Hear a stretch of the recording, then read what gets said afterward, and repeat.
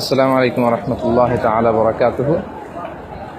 আমরা একটু আগে মসজিদুল হারাম থেকে জুমার সালাত আদায় করে বের হলাম।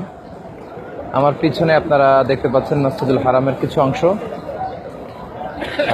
আমরা পৃথিবীর যে প্রান্তেই থাকি না কেন, আমরা যখন সালাত আদায় করি 5 ওয়াক্ত, তখন এই মসজিদুল হারামের দিকে, টু দ্য ডাইরেকশন অফ মসজিদুল হারাম, টু দ্য ডাইরেকশন অফ কেবলা, আমরা এই মসজিদুল হারামের দিকে হয়ে, কেবলার দিকে হয়েই নামাজ পড়ি।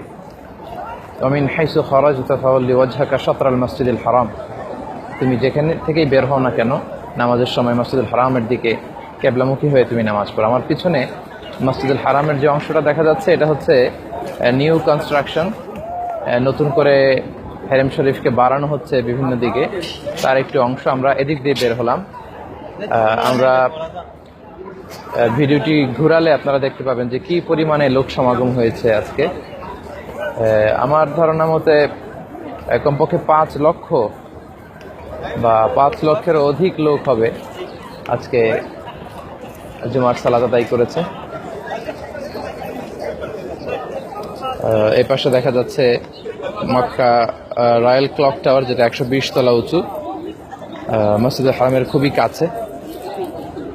মহিলা, পুরুষ, আবাল, বৃদ্ধ, বনিতা সবাই বের হচ্ছে মসজিদুল হারাম থেকে। ঢলে ঢলে তারা বের হচ্ছে। এটি সেই মসজিদ যেই মসজিদে 1 রাকাত সালাত আদায় করলে বিষ্ণু ইসলাম বলেছেন মিআতু আলফ রাকা, মানে 1 লক্ষ রাকাতের সওয়াব। 2 রাকাত নামাজ পড়লে 2 লক্ষ রাকাত নামাজের সওয়াব। এবং এই মসজিদ থেকে বিষ্ণু ইসলামের মেরাজ হয়েছিল। সুবহানাল্লাযী আসরা বিআবদিহি লাইলাম মিনাল মসজিদিল হারাম ইলাল মসজিদিল আকসা। মসজিদুল হারাম থেকে মেরাজটা শুরু হয়েছিল। তো মহান আল্লাহ পাকের দরবারে আমরা শুকরিয়া জানাচ্ছি যে আমরা উমরার জন্য এসেছি, উমরা পালন করেছি এবং জামাতে নামাজগুলো পড়ছি এই মসজিদে। এই মসজিদে বসে তেলাওয়াত করার সুযোগ হচ্ছে, আজকারুস সাবাউল মাসা করার সুযোগ হচ্ছে। আজকে প্রথম আমরা জুমার সালাত আদায় করলাম। যারাই উমরা করতে এসেছেন এবং অনাগত সময়ে আসবেন, হজ করবেন, তাদের সবার উমরা হজ আল্লাহ কবুল করুক।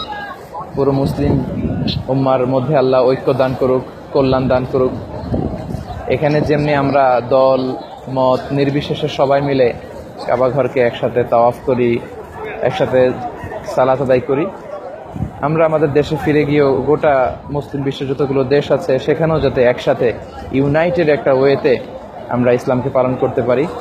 আল্লাহ আমাদের সবাইকে কবুল করে নিক। আসসালামু আলাইকুম ওয়া রাহমাতুল্লাহি তাআলা ওয়া বারাকাতুহু।